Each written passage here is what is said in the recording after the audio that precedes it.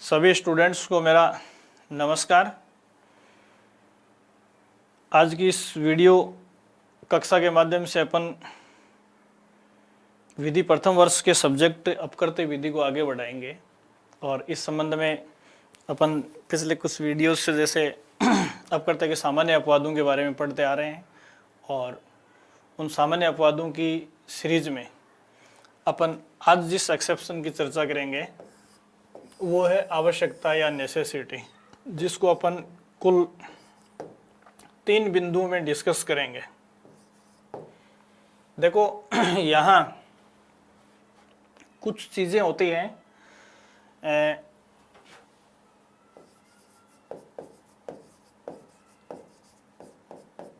उनमें जैसे अपने सामने पहला शब्द है आवश्यकता।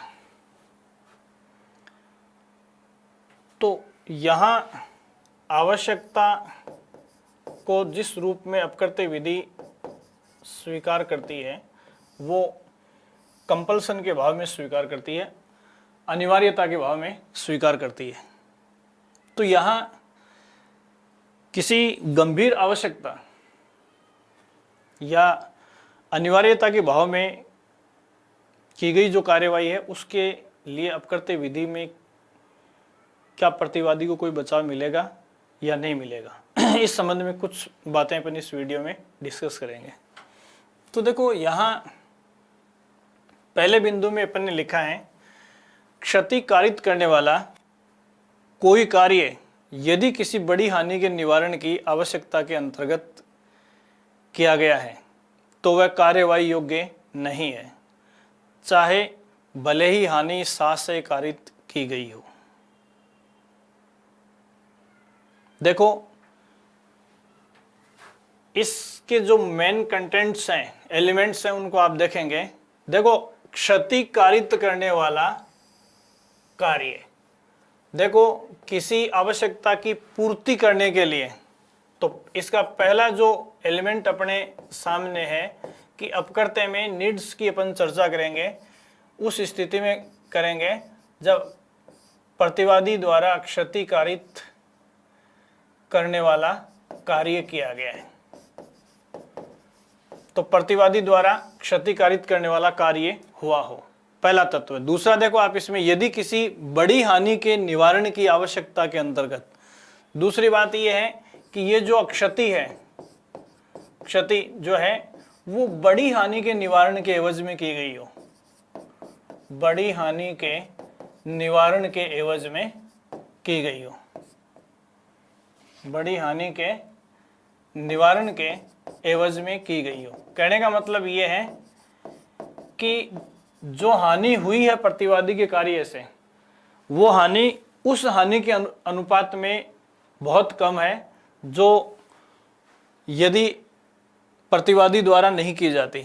या यूं कह सकते हैं कि बड़ी हानि को टालने के एवज में प्रतिवादी के कृत्य से यदि वादी का किसी प्रकार का छोटा नुकसान होता है या छोटी नुकसानी होती है तो उसके लिए अपकृत्य विधि जो है वो बचाव प्रदान करेगी। तीसरी बात देखो यहाँ इसमें ये जो हानि है ये इंटेंशन साथ से की गई है या बिना किसी इरादे के हुई है। तो देखो जब बड़ी हानि को, वादी की बड़ी हानि को टालने के लिए प्रतिवादी ने छोटी हानि को अंजाम दिया है, तो यहाँ आशय या इंटेंशन जो है वो अपने आप में ही प्रभावहीन हो जाता है। तो देखो तीसरा एलिमेंट इसमें है आशय की कोई भूमिका नहीं होगी, आशय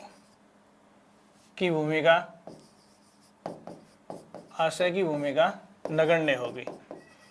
कहने का मतलब है कि किसी की आवश्यकता की पूर्ति की दिशा में उसकी बड़ी हानि को टालने के लिए अगर छोटी हानि को अंजाम दिया गया है तो भले ही उस छोटी हानि को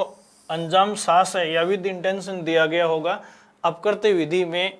इसे एक अच्छे प्रतिवादी के रूप में स्वीकार किया गया है। देखो इसका एक बहुत ही बढ़िया और बेहतरीन एग्जाम्पल है जिसको कई बार परीक्षाओं में डिस्कस किया गया है, जो आपके सामने लेग बनाम ग्लैडस्टोन।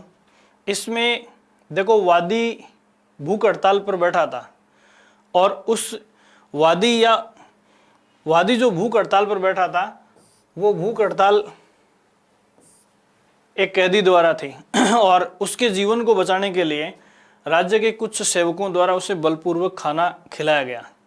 और इस प्रकार बलपूर्वक खाना खिलाने की कार्यवाही के दौरान जो सह प्रहार किए गए, उस सह प्रहार की कार्यवाही में वादी को कुछ चोटें आई जिनके लिए अपकृत्य विधि में वाद दायर किया गया, लेकिन न्यायालय ने नेसेसिटी के एक्सेप्शन में इस वाद को कंसिडर करते हुए प्रतिवादी को नुकसानी की भरपाई से मुक्त किया। तो यहाँ देखो इस लेख बनाम ग्लैडस्टोन को और ऊपर वाले प्रथम बिंदु के सभी एलिमेंट्स को अपन देखें तो हमारे सामने साफ निष्कर्ष निकल कर आता है कि नेसेसिटी या आवश्यकता के शीर्षक को अपवाद के रूप में अपकृत्य विधि तब स्वीकार करेगी जब पहली बात तो यह है कि प्रतिवादी के कृत्य से वादी का नुकसान या क्षति हुई हो, दूसरी बात वो क्षति किसी बड़ी क्षति को टालने के एवज में हुई है और अगर ऐसा हुआ है तो आशय की उसमें कोई भूमिका नहीं होगी, चाहे प्रतिवादी ने विद इंटेंशन ऐसा कार्य किया होगा। फिर तीसरा बिंदु देखिए, इसमें जो आपको ध्यान में रखना है, किसी माल को एक स्थान से दूसरे स्थान पर इस भावबोध से हटाना कि वे सुरक्षित नहीं है, आवश्यकता के आधार पर न्यायानुमत नहीं माना जा सकता और यदि वह माल वहाँ से चोरी हो जाता है तो उसे हटाने वाला व्यक्ति माल अतिचार के लिए दोषी माना जाएगा। यहाँ देखो नीड्स को दूसरे तरीके से इस बिंदु में डिस्कस किया गया है। एक बार दोबारा रीड करेंगे, किसी माल को एक स्थान से दूसरे स्थान पर इस भावबोध से हटाना कि वे सुरक्षित नहीं है,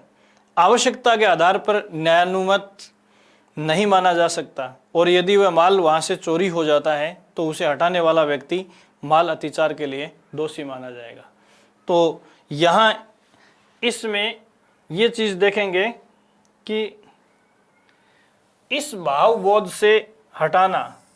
कि वह माल अपने मूल स्थान पर सुरक्षित नहीं है, इसका मतलब क्या है? देखो किसी का कोई माल रखा हुआ है और अपन ये सोचकर उस सामान को उस स्थान से उठाकर दूसरी जगह रख देते हैं कि पहले वाली जगह पर वो सामान सुरक्षित नहीं है और इसके लिए अपन ने माल के स्वामी से या मालिक से किसी प्रकार की परमिशन नहीं ली है और अपन ने उसका स्थान परिवर्तन कर दिया और परिवर्तित स्थान से यदि वो माल चोरी हो जाता है तो हम अतिचार के दोषी माने जाएंगे और वादी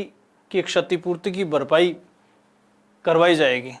तो ये यहाँ देखो आवश्यकता, इन दोनों वादों को या दोनों बिंदुओं को आप कंपैरिजन करके देखेंगे।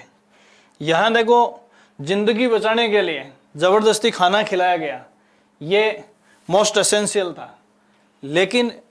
किसी के माल को केवल इस सोच से या केवल इस भावना से एक स्थान से उठाकर दूसरे स्थान पर रखना कि वो वहाँ सुरक्षित नहीं है और जहाँ अपन ने रखा वहाँ से वो चोरी हो गया। तो यहाँ देखो ये पहले वाले बिंदु से इसको डिस्कस करेंगे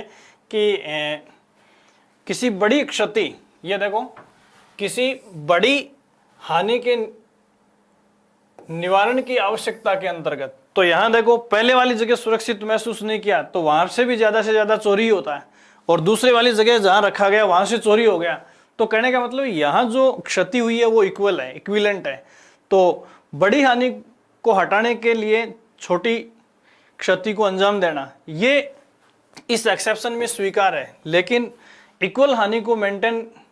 यदि अपन रख रहे हैं तो ऐसी सिचुएशन में इस प्रतिवाद का सहारा अपन नहीं ले सकते।